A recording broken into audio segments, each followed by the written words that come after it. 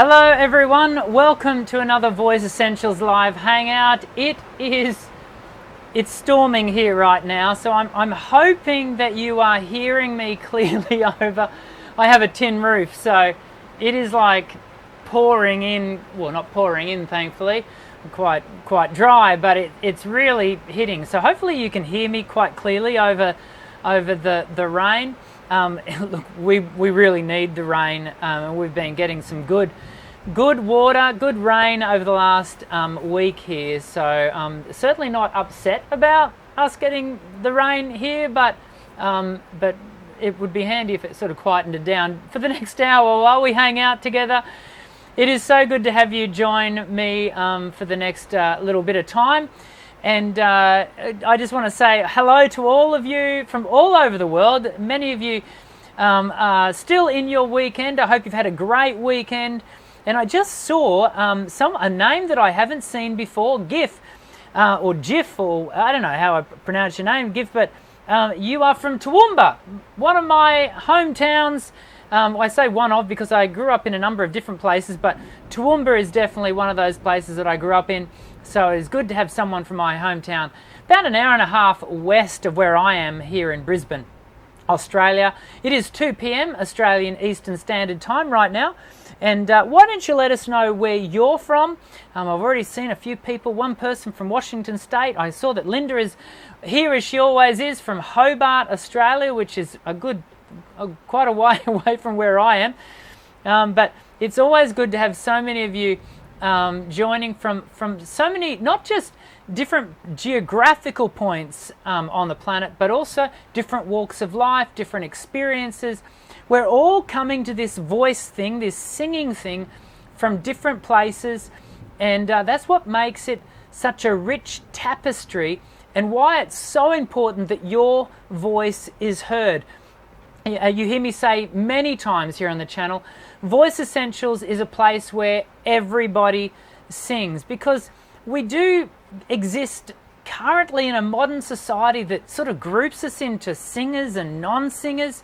And I personally, philosophically, vehemently disagree with that stance. I believe your voice deserves to be heard. Notice I'm not putting any qualification on that. Your voice deserves to be heard because you have a unique story that needs to be told, and whether you choose to tell that publicly or privately, that story of yours, the important thing is that you are not silenced.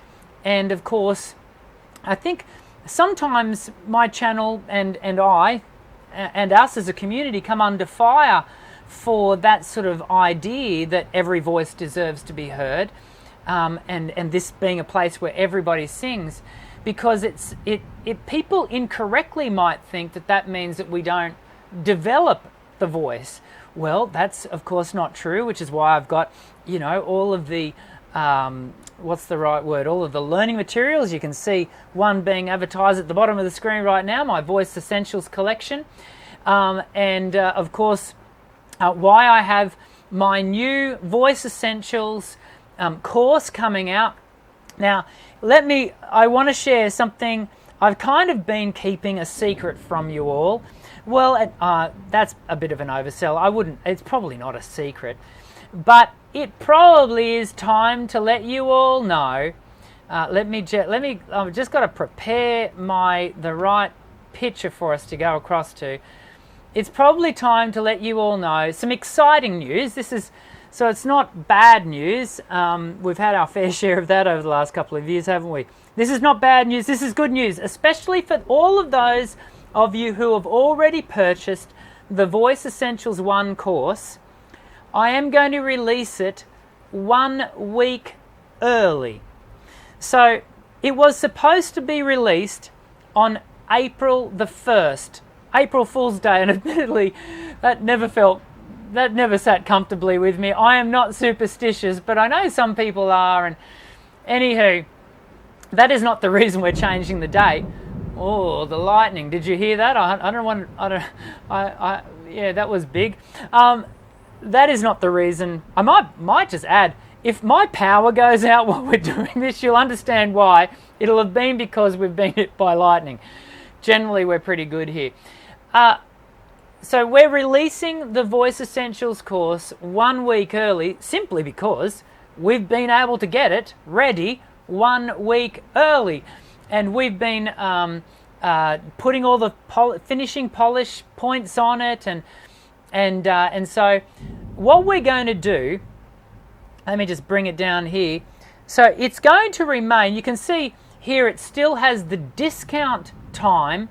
So as being set to, April 1st. I am going to, and this is really important for all of those of you, so we've had over 100 people take advantage of the discount rates. Has blown my mind, and I've felt on a personal point just really affirmed by you as a community that you are so engaged with the learning materials that I'm creating for us all.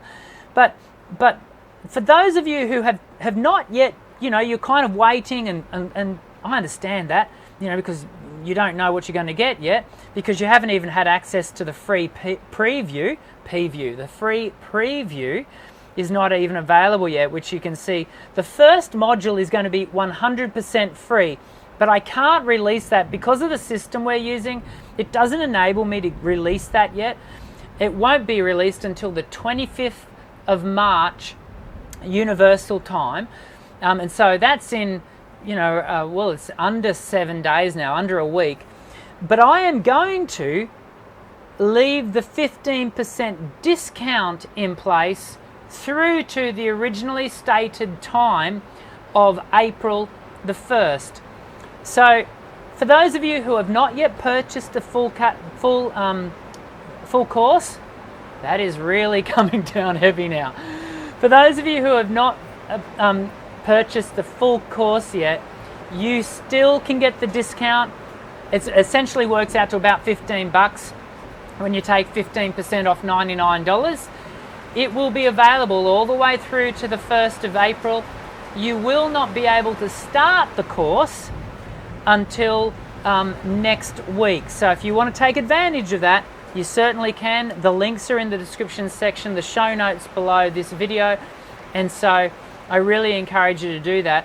I think all up, it's got to about, there's 90 sections within the 10 modules that we've put together for you. Jody, my wife, has been working tirelessly towards really building an adult learner-friendly environment. That's her area of expertise. She's the secret weapon behind Voice Essentials 1 online course.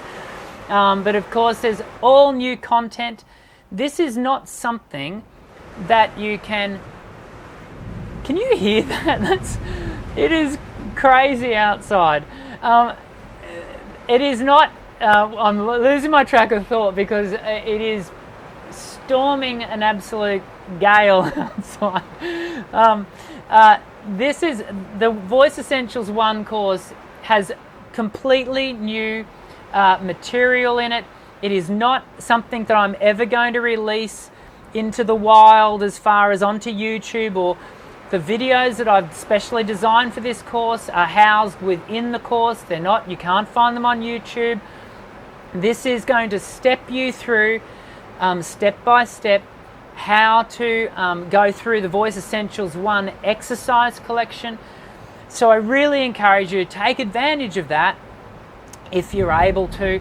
And it's designed to really fill that space for those of you who are not able to take advantage of private lessons, whether it be with myself or a qualified singing teacher. It hopefully fills in that gap for you, and it at least gives you some access to quality information, research-based, evidence-based information that'll step you through and along a pathway of learning. And so I'm really hoping that that's going to be of full advantage to you. There's a video there. Look, you can go and have a watch of the intro video. That you can watch as a part of before the 25th. So before we jump into the Q&A today, which is what we're going to spend most of our time doing today, just to reiterate, that will go live next 1 week early next week. So to take advantage of the discount, click the links below and you can go over and do that. I'm hoping that you can all still hear me. The other positive news before we get into the Q&A, have you noticed how hopefully the video is going really well, as in the live stream? After 18 months, my NBN is finally fixed. I cannot tell you how happy I am. It means that we can have uninterrupted, if you've been on these live hangouts for any length of time, you know how many problems I've had with making sure that they're consistent and robust and all that.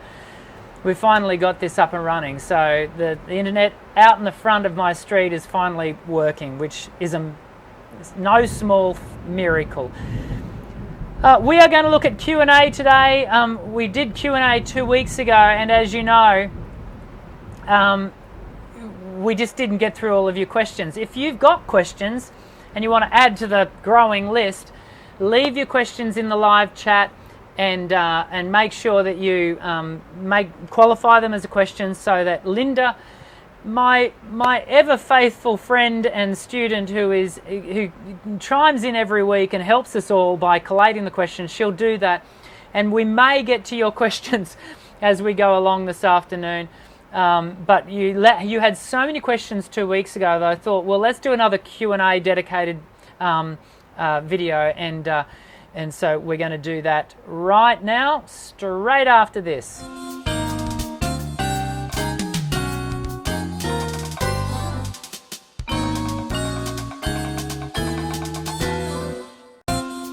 Okay, so I'm going to leave the live chat up there, and I'm going to start, as I said, in 2 weeks. 2 weeks ago, I'll start with some questions, and then we'll move through answering some of those, and then we'll get to your questions today.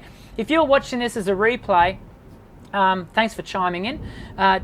You don't have to only ask your questions as a part of the live chat. You can leave comments in the comments section below as a question, and I always read every question and comment under my videos.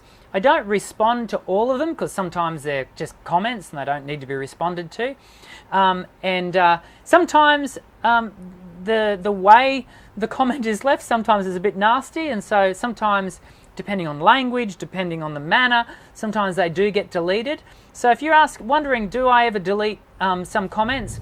Yes, on the rarest of occasion, I do. Not because a person disagrees with me. You can go into many of my videos and see disagreements about what I'm saying. I'm all for free speech, but equally, I am all for respectful dialogue, and it's really important that we continue to maintain respect. And just it's actually a small error of mine to have not done this straight up. I just want to send out my condolences firstly to my brothers and sisters over the ditch in New Zealand, who have just been through in Christchurch the most horrific atrocity has been conducted at the Muslim mosque there in Christchurch, and I just words can't even do justice to how ones like myself feel. We feel helpless in the moment, in being able to want to extend our heart and our prayers and our thoughts to you. To those of you who are of the Muslim faith, many of you might know that I'm of the Christian faith, but that in no way does not mean in any way, shape or form that I feel disconnected from you. No faith should ever have to endure the sort of atrocity that went down last week in Christchurch, while people are at prayer, completely helpless, vulnerable, and in a moment of quiet reflection and solitude, regardless of the faith. It is an evil thing that happened last week, and we stand with you here at Voice Essentials, as the Australian population, as Christians with the Muslim Brotherhood, we stand with you, and we are one with you in this time of grief. And so it's important that we say that, and that you know that we are thinking of you at this time as you come to burying the people that have passed. So with that being said, let's get into some discussion and some Q&A, and yeah, it's a somber way to start, and there's the lightning. Okay, Austin Poseidon has said, lack of high notes is very limiting to what I can do as a musician. What can I do about that? Is my voice still good or useful? Austin, absolutely. And do you know what? I'm actually going to do a video, a live hangout. Now, we might even do this next week, because the live guest that I'd hoped to have on has had something come up, and he may not be able to join us next week. So that's all right, because I've got a subject matter that I want to talk about with all of you. And I'll give you a little sneak peek, Austin, because if you're watching today's video, I want to let you know you're going to need to tune into this one. There is this sort of view in the current state of, what do we call it, Voice Online, that you can learn to sing as high as you want. If you want to be a tenor, you can be a tenor. I fundamentally disagree with that, and I say that with humility and respect to those who may hold to that view. I don't see any evidence to suggest that modern pedagogy, modern understandings about teaching voice, has somehow usurped or done away with our established understandings of voice type by virtue of anatomy and biology. As one colleague put it to me the other day in a discussion that I was having online about this subject, a violin cannot step into a room hoping to leave a cello, or vice versa. If your anatomy is tenor, or is baritone, or is soprano or mezzo, then that's kind of what you're going to be. I'm kind of getting into the full swing of things with this discussion. I'm going to back out for a sec. Tune in either next week or certainly the week after, and we will be discussing this topic in depth. Because many of you know I have a voice type video. In fact, we've got a couple of voice classification videos, and I just want to sort of build some more structure around that for you. For those of you who are feeling puzzled about the whole, you can learn to sing as high as you possibly want idea that's circulating currently on YouTube. And just to let you know, I put this out to some of the leading singing teachers in a closed group I'm a part of. I put this out to some of the leading singing teachers on the planet, and there was some good, healthy debate around it, but the vast majority of people certainly subscribe to the view that I have held for quite some time, which was both affirming, but there was some good, healthy debate around it as well. So we'll talk about that in a couple of weeks. I'm going to come down to here too. Junior Boccangel Espionza, I think. How can I develop my tenor register? Well, that probably lines up with what we're going to talk about in a few weeks. Luxuria Bordeaux, hello. What can I do about sounding less breathy and sing strong? Sounding less breathy is about developing cleaner reduction of your vocal folds. Luxuria, if I'm pronouncing your name correctly. And so it is about establishing cleaner tones. So activities like twang, adduction activities like vocal function exercises by Joseph Stempel can be really helpful. I've got a number of exercise videos on the channel that you might want to go and search through the video part of the channel, the video tab, and just type in breathy, and that'll often bring up the right videos for you. Owen has asked, Dr. Dan, can you please tell us about the beginning of your singing career? Oh, okay. Very briefly, so we don't put everyone to sleep. Owen, the beginning of my singing career actually was if I don't include my high school years, because I don't think we can call that a career, despite the fact that I did do a little bit of, soft touring, so to speak, as a teenager. But and I was in some semi-pro shows. My first year out of high school, I toured with a band called Travelers, and they were a youth Christian ministry band. And we toured. It was audition based. You had to audition. So it was kind of like a gap year for me in the end.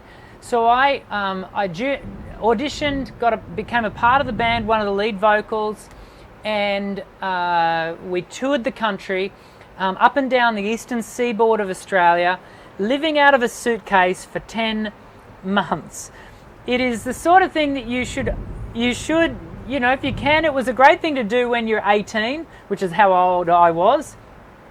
And we did, I think, between 350 to 400 shows in that 10 months. Yeah, that's how many. It was a lot of singing, a lot of experience.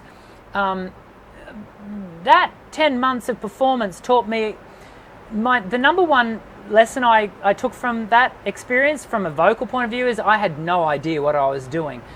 And so a couple of years later, I found myself auditioning for the Queensland Conservatorium, and I went down that road, sort of the more traditional road of learning to sing. I actually auditioned and got into a classical course. My first 2 years at the Queensland Con were classical, and then I transitioned across to the bachelor course later.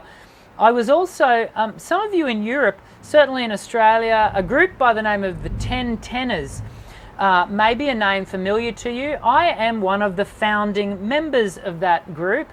And so that sort of happened in amongst my early conservatorium years, and they still currently tour. I think 9 months of the year they're touring through Europe, and so I joined them back in the mid-90s, and then I went on to I was a worship pastor of a church, and had a large creative arts team.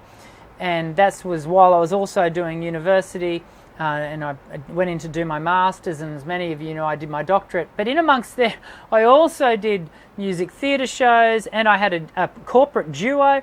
So look, I've had a very many and varied career, and then it all culminated in me touring, recording an EP and then a full album, which I released nationally. I had a couple of national top 30s.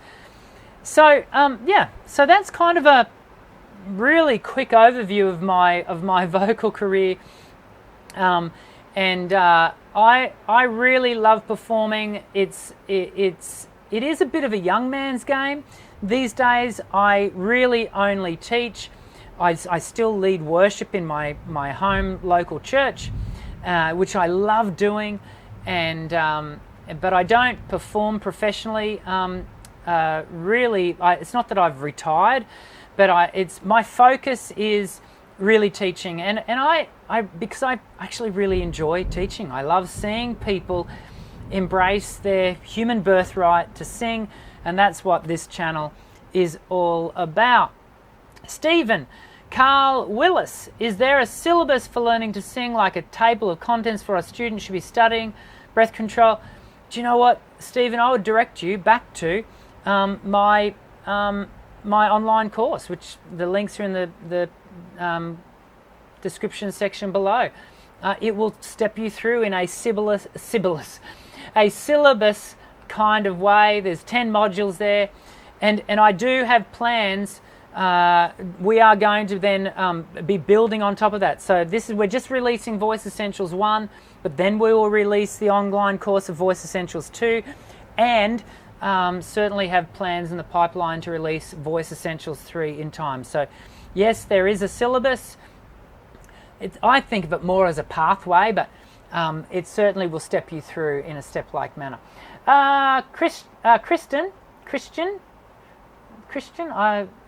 Alexander Rojas Devere. I hope I'm a shocker, aren't I, pronouncing these names? I hope you don't mind. Could you do this live at the same time tomorrow? Well, the answer to that, obviously, because this is a question from 2 weeks ago, is no, I can't. I do these live hangouts literally as a lesson time. So it's 2 o'clock in the afternoon here in Australia. Well, it's about to go 2:30. And so I literally dedicate a lesson time to these live hangouts. So I book it out so that it's the same time every week, and so that we all know when it is. I know it's not convenient for everyone on the planet to do it at these times, which is why you can watch them in replay. But equally, I've got to be able to do it at a sustainable time for me to make them happen. So that'll help answer that question. Totstani, sometimes I work out my voice in a way that creates a huge resonant sound. It then takes significantly more effort to create soft sound and almost feels like I have to hold my voice back. Is this normal?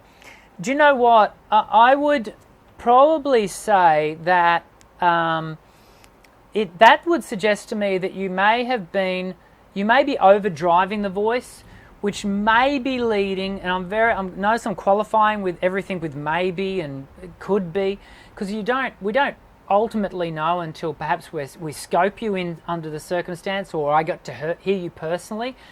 But when we overdrive the voice and we create an adductory pattern that is, for the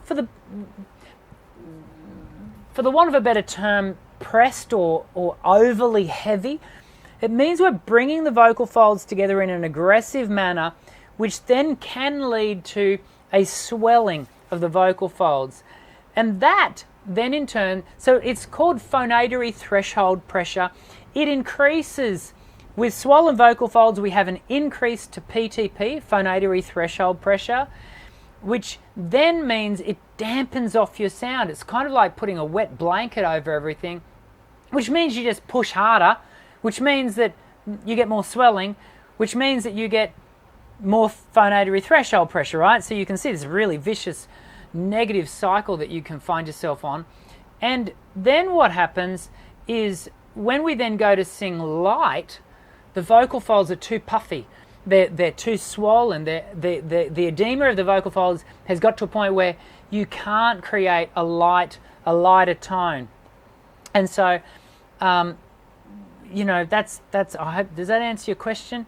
It takes time then for that swelling to be moved away. Now, things like straw phonation can be really helpful in helping to move that and massage in a very therapeutic manner, massage that swelling away, that retained fluid, and can help get your voice back to normal a little bit quicker. But actually the prevention is better than the cure, and that is learning to sing with better balance and using resonance to form volume and good energy, as opposed to just driving air through the voice in a really inefficient manner. Adyahathmika, and I know I'm going to have pronounced that incorrectly, has asked, what makes K-pop different from other music? What is the difference between classical and pop music? Oh, so many things. K-pop is such an interesting field. We just don't have time, and I'm not an expert in K-pop or J-pop for that matter, Japanese pop. They do have very specific sounds to them that if you've listened to enough white Caucasian pop, you will hear a difference. And really, a lot of this comes down to listening. I've actually got one little video on my channel that talks about just how important listening is to your development as a singer. And so, listening to the differences in the genres is really important. Brittany has asked, my vocal coach said my chest voice got strong and I lost some of my head voice, and now my voice is stressed. When I sing, there is too much tension in my voice. She said I flip into flute voice. Is it true that exercises for her can help to build my... Well, if we go back to what I was just saying before for Tostani about that overdrive of the voice, if you overdrive the voice, you are likely to lose access, even just temporarily, to be able to access your complete register facility. So yeah, it certainly can be a thing, and your teacher may want you to do some work up into your flute register, but everything with, in moderation. It's this, I think online we are at great risk of always, because we watch one video that might be talking about chest voice, it can be a mistake to watch that one video and go, oh, okay, singing's all about chest voice. No, that's just that 6-minute video that just focuses on chest voice. There are, the model that I use is the Thurman and Welch model. There are 4 registers, well, a 5th one for some of us with the whistle tone at the top. There are multiple registers that we have to learn to sing across, and full facility of the voice is what we're looking for, and having a balanced voice that can easily and efficiently access those registers, all to the benefit of singing and communicating the narrative. That's what it's all about. It's choice for voice, and so always remember that it's not about, there used to be a school of thought back in the late 90s where we really, and it came out of the whole power ballad thing, that learning to sing contemporary voice was all about being short and a dominant or chest voice orientated and being able to take that all the way up. Well, that for power ballads is true. We do want to be able to do that. But equally, there are so many fabulous contemporary artists. I'm thinking of Kate Miller-Heidke, a singer who I have had great pleasure of singing with in the past as a duo many moons ago. She's about to represent Australia at the at the Eurovision contest. So I'm going to be looking forward to seeing how she goes, as someone who I haven't had a lot of contact with her in the last decade. I saw her recently, but she's doing fabulous things. Now, there is a singer who uses her register facility just in the most extraordinary way. She's just such a gifted but highly crafted singer. And she's not, you wouldn't ever say she's just only short and a dominant. My goodness, she uses her voice right across, and it's because she's developed the full facility of her voice. Michael Herbal, is there any way to make my timbre stronger because it sounds so weak and airy? That may well come down. Now I'm going to sound like I am contradicting myself. I am not. If you find that you have a weak or airy voice, that may well be because you have an imbalance that leans towards the upper register, and it may well be that you need to strengthen your thyroarytenoid muscles to create more body to the voice, to give more surface area of contact of the vocal folds, and to build more timbre around your sound. Not your baby girl. Okay, I think that's how you would say that. How long should my vocal practices be? Look, I say for beginner singers, when students first start with me, every second day for around about 20 minutes, and then every week or every couple of weeks, add 5 minutes as you continue to step through and develop, add exercises. And I give this instruction as a part of the Voice Essentials 1 online course. So every second day. Now I think you can develop to the point where you're practicing for about an hour every second day. You could be practicing maybe 5 times a week, so maybe 4 times during the week and once on the weekend. The only time that I would go towards doing more would be for someone who is preparing to tour or to do a show. and they're wanting to build their fitness to a point where that level of performance load can be carried. Equally, for those people, I always give a day off, one day of vocal rest a week. So important. Vocal rest is highly underrated online, and here on YouTube there's not enough people advocating for vocal rest. It's so important. And so, yeah, if you're starting out though, 3 to 4 times a week, basically every second day, start at 20 minutes and slowly build your stamina over time. Carp King. So we haven't even got to next week's questions, and we'll have to finish up soon. Carp King, when I say next week's, I mean this week's questions. Carp King, generally speaking, how easy is it? How long does it take to expand your falsetto? I've lost some of mine as my voice has dropped, which means you've possibly gone through puberty, and I can only hit B4 or C5 on a good day. Carp King, it depends on how old you are, to be honest. If you're 14, 15 and you still don't feel like you're accessing falsetto, that's okay. It will take some time. And when you sort of get into 17, 18, 19, we'd want to really start exploring that falsetto. It's not to say you shouldn't go into falsetto if you're 14. Let me clarify that. But equally, don't be concerned if it doesn't seem to, you don't have full facility of it during those emerging adult voice, that emerging adult voice period immediately after puberty. And so just takes time to reestablish that, and learning to do some sirens and having the voice freely move. Being able to move through your registers is about muscular balance, being able to facilitate even breath flow. Voices more often than not will want to push up into the upper registers, and in fact it's learning to back the air off often, which is what gives us access. So it's kind of counterintuitive at the top there. Sarita, wrong, not right. How do you think about smile singing in music theatre? Guessing smiling people do. I don't know how to answer that because it's kind of the question's a bit convoluted, and I'm not quite sure what you're being asking there. If you're talking about with classical voice, we often talk about north to south and having quite a sort of a wide opening this way.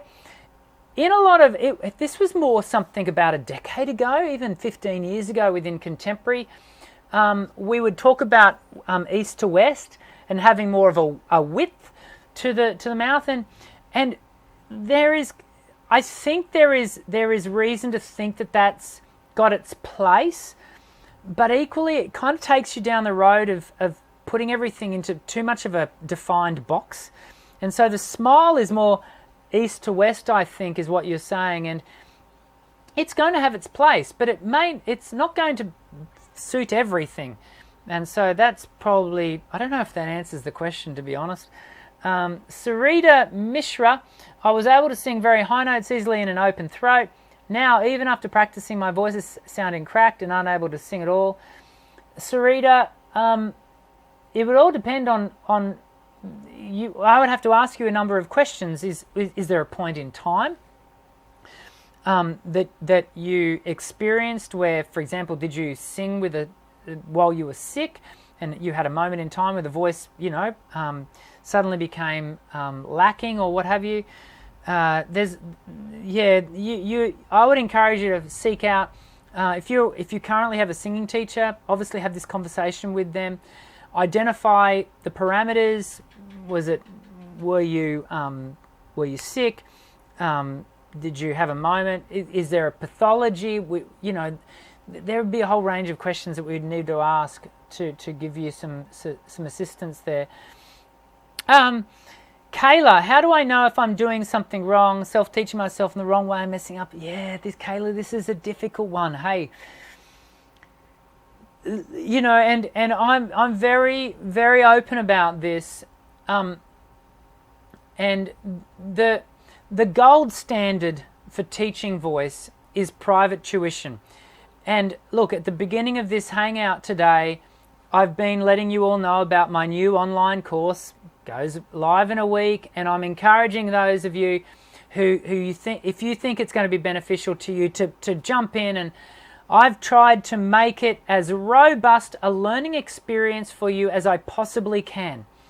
But the one thing it cannot do is correct your incorrect application.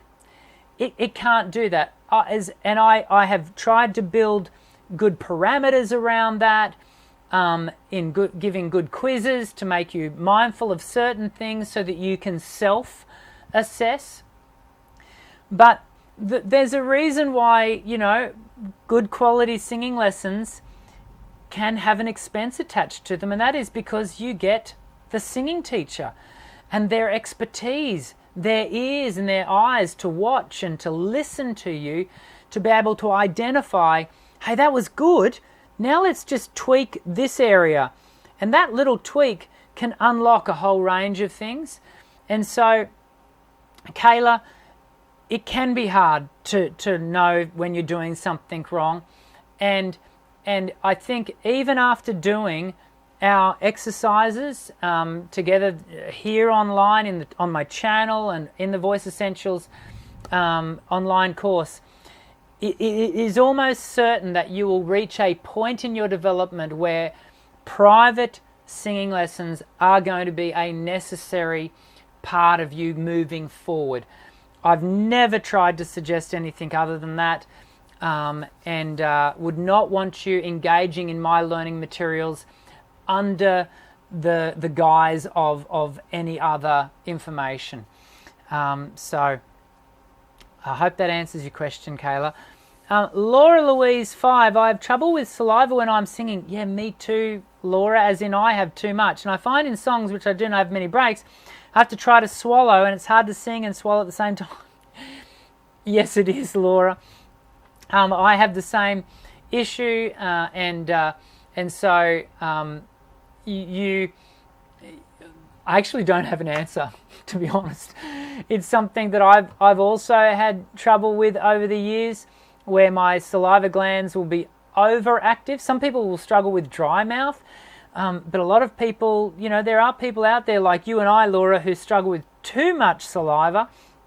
And so finding that opportunity, it's almost like you have to learn to choreograph your swallow, just like you learn to choreograph your breathing for some songs. And there might be only one part of a song that you need to get that swallow happening. So Laura, I wish I had a better answer for you, because if I did, it means that I would have solved that issue for myself. Hey, if the community has an answer, I'd be keen to learn from you all on that particular subject. What we don't want to go is the direction of looking to do dehydrating activities like, reducing our water intake and whatever. That is not the right answer. We want to maintain our hydration levels, but equally do it so that we don't find ourselves, dry and what have you.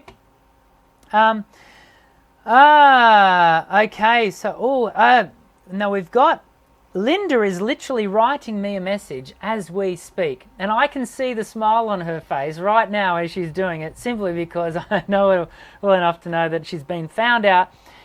Please see below in our current chat. Questions are clearer. Oh, okay. Why doesn't my voice remain open permanently? Okay, so I need to go down here. So I need to jump over Trinice. Wasn't Dr. Trinice fantastic last week? If you missed last week's live hangout with Dr. Trinice Robinson-Martin, after this, go and watch it, because there was a truckload of fantastic information in that. I'm coming down. I'm looking for, who was that question by? Linda? Dev Doot. I'm coming down here to look for Dev Doot. Here we go. There it is. Thank you. I can see Linda's little pink cursor. Dev Doot. Sir, why my voice doesn't remain open for permanently? Well, it takes time to develop, and it is a choice that you have to make to develop. Now, this may also be directed by your ethnicity, by your accent, by your upbringing, the manner in which you talk normally. And if you have an accent that is rather closed, then you've got to remember that, you know, you might be learning to sing with an open shape or being able to manage and monitor that shape. But then every time you go back to your speech, you know, if it's a closed and narrow speech pattern, then the voice is having that narrowness reinforced. And there's certainly nothing wrong with that. If it's sustainable, if it's healthy, if it's efficient speech, then fantastic. But it could be tripping up your ability to actively return to that openness that you may be seeking for your Western-styled singing, for example, in pop or rock country. So there you go. And I mentioned GIF earlier. How do I learn to seamlessly slide? So GIF Smith is all the way from Toowoomba, my hometown. How do I learn to seamlessly slide from natural voice to falsetto? Well, we kind of looked at that, didn't we, a little bit earlier, and maybe you want to have a look at that. Maybe I answered that earlier, GIF. I hope I did. I can't remember now. We've been going for nearly 50 minutes, and we're going to have to wrap it up in a second. Tight and wide, does singing songs... We're now in today's questions, everyone. We finally got there, and we may need to... In fact, we will have to answer some of your questions today later on. If your question is absolutely burning, don't forget... and look, I don't overly, drive everyone to make... to do the super chat thing, but if you've absolutely got a burning question, if you leave a super chat question, then typically I will do my best to answer the super chat question because you've paid money to have it answered. Equally, you can put it in the comments section below as a replay, and we do ourselves our best to answer it there. Does singing songs sung by the opposite gender damage your voice? Not if you change the key, or equally not if you sing it down the octave. So if you're a guy and you're wanting to sing a girl's song, you can sing it down the octave. Or if you're a girl and you want to sing a guy's song, you can sing it up the octave. Or, this is the great thing about contemporary voice, we're very happy to see keys changed. It doesn't matter if you change a key. You do have to be mindful of the narrative and the pronouns of the narrative.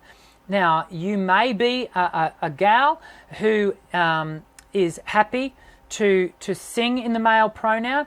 It's really up to you. There are no rules. There are people that will tell you there are rules, and in music theatre, we would typically expect a female pronoun song to be sung by certainly someone that represents as female, presents themselves as female, and vice versa for guys.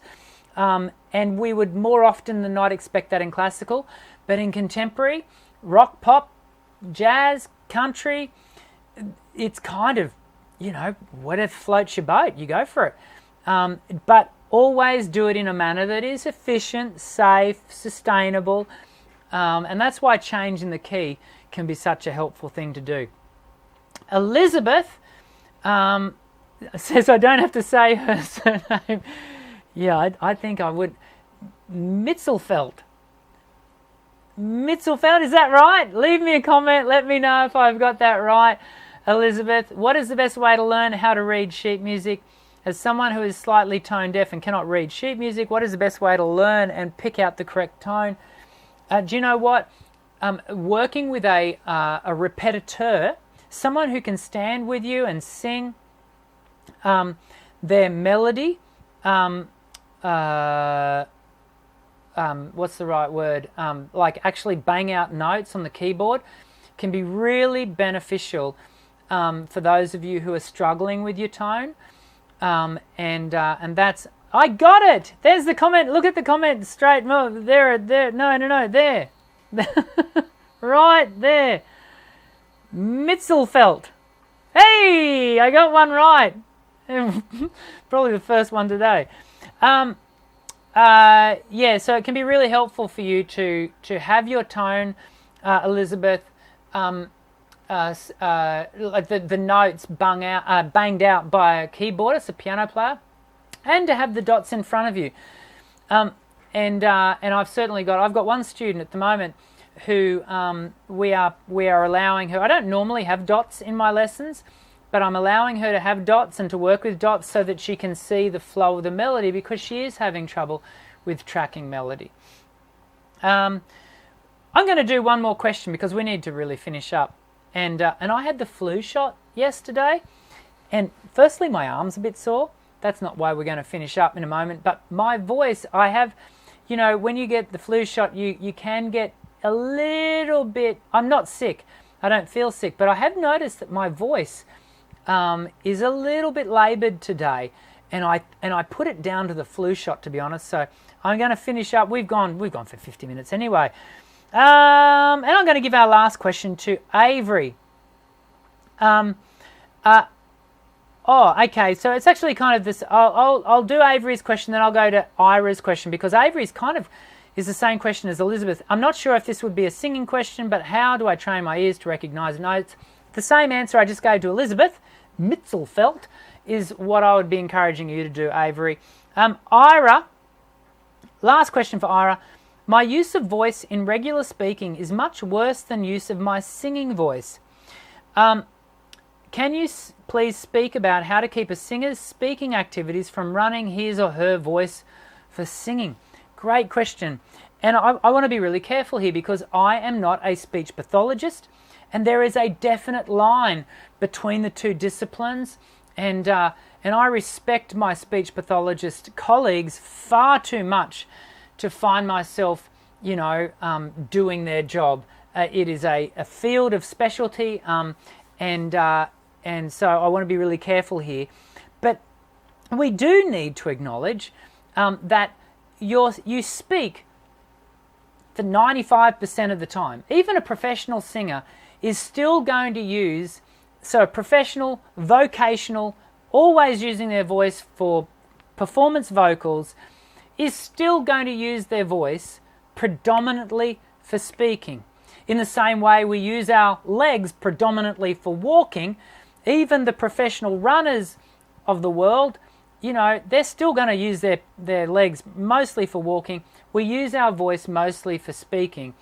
And it is important that we get the balance of our spoken activity, get the mechanism working in an efficient manner, and get it behaving in a manner that is balanced and the mechanism is right, where the airflow is right. So in many respects, the kind of work that a speech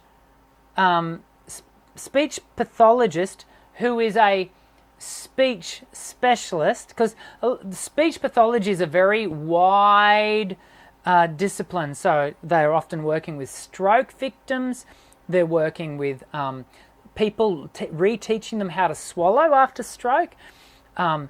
My daughter goes to a speech pathologist for her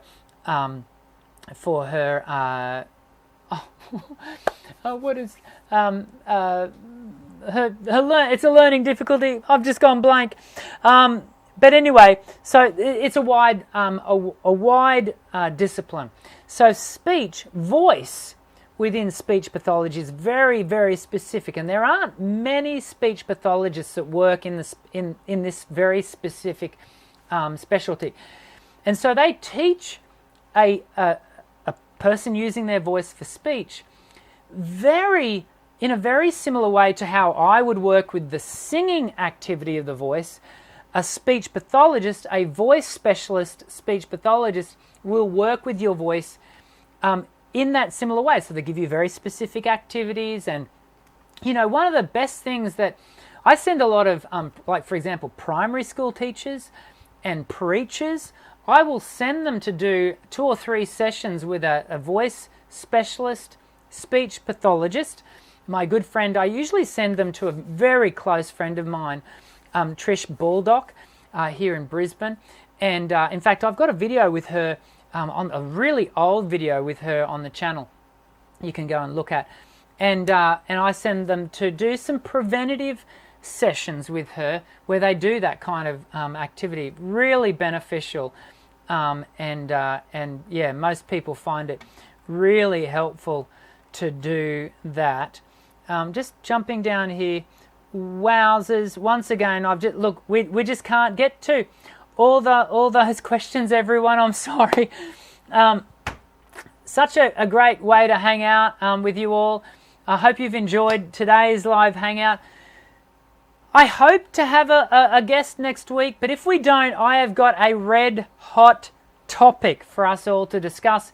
We'll do some Q&A again next week if I don't have the live guest, as well as, if we don't have the live guest as well as my hot topic, we'll do some Q&A again next week.